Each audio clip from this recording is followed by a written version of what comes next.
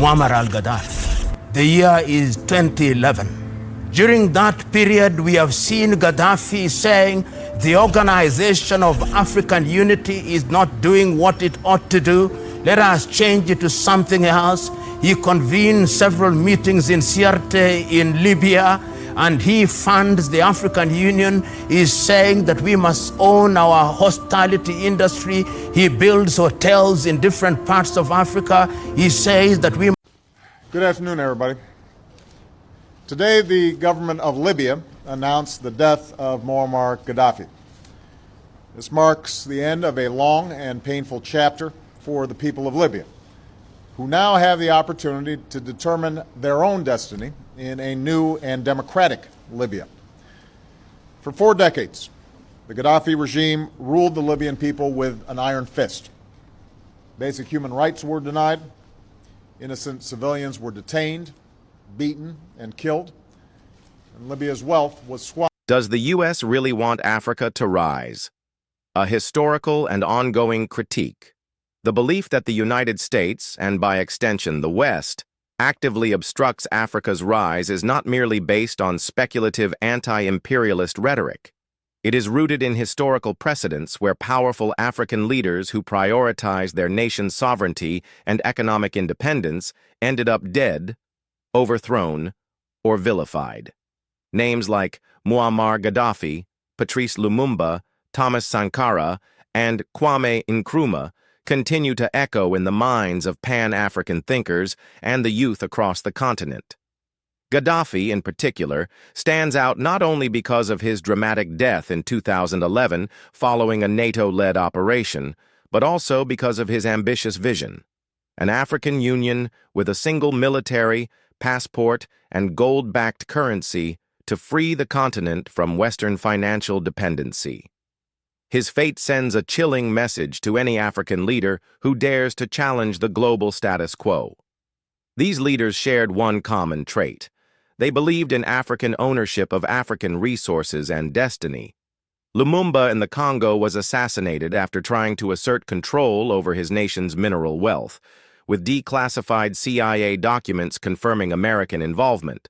Sankara of Burkina Faso rejected IMF loans and Western aid, only to be gunned down in a coup that many believe was orchestrated with French and American knowledge. Nkrumah, who led Ghana to independence and pushed for African unity, was ousted in a CIA-supported coup. These were not accidents or mere power struggles.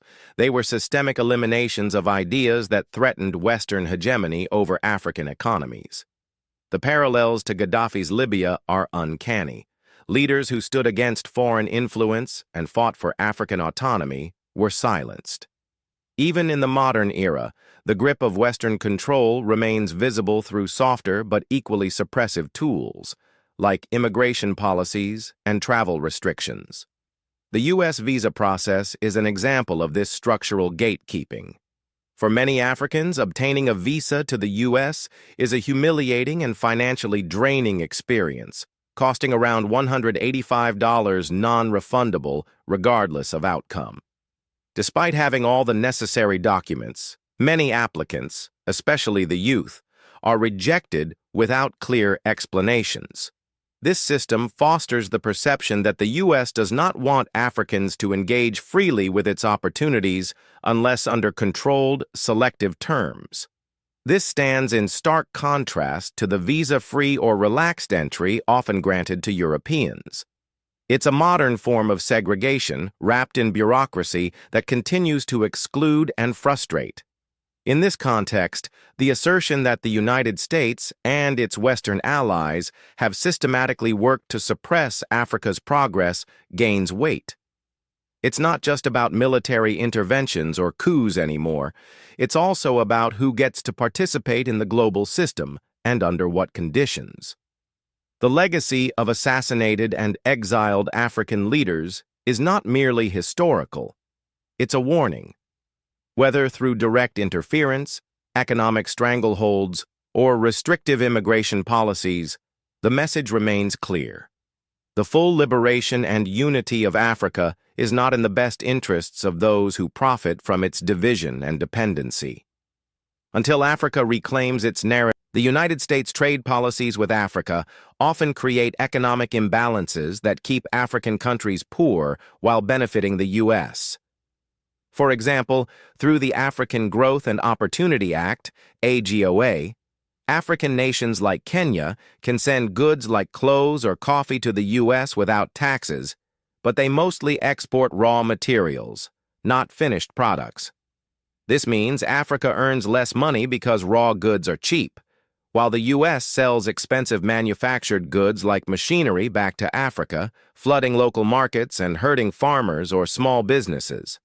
The U.S. also pushes strict rules on things like medicine patents, making it hard for countries like Kenya to get affordable drugs, which slows down health progress. It's like the U.S. takes Africa's valuable resources and markets, the whole body, while giving back only small benefits, the eye, keeping African economies dependent. Another way the U.S. impoverishes Africa is by controlling financial systems and encouraging resource extraction. African countries, including Kenya, often borrow money in U.S. dollars, leading to heavy debt burdens. Kenya spent 60% of its budget on debt in 2023. Meanwhile, U.S. companies like ExxonMobil extract oil and minerals from places like Nigeria or Kenya, sending profits back to America instead of investing locally.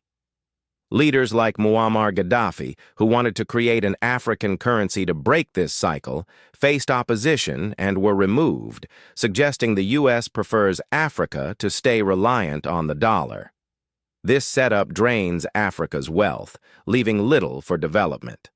Finally, U.S. policies like high visa fees and talent migration hurt Africa's growth. In Kenya, U.S. policies like high visa fees and talent migration hurt Africa's growth. In Kenya, a $185 visa fee is a huge cost, equal to months of income for many, yet most applications are rejected, taking money without giving access. The U.S. also attracts Africa's skilled workers, like Kenyan doctors, through programs like the diversity visa, causing European countries lose talent needed for progress. This brain drain weakens African economies while boosting the U.S. These policies, trade imbalances, resource extraction, and migration, create a system where Africa gives more than it gets, trapping it in poverty.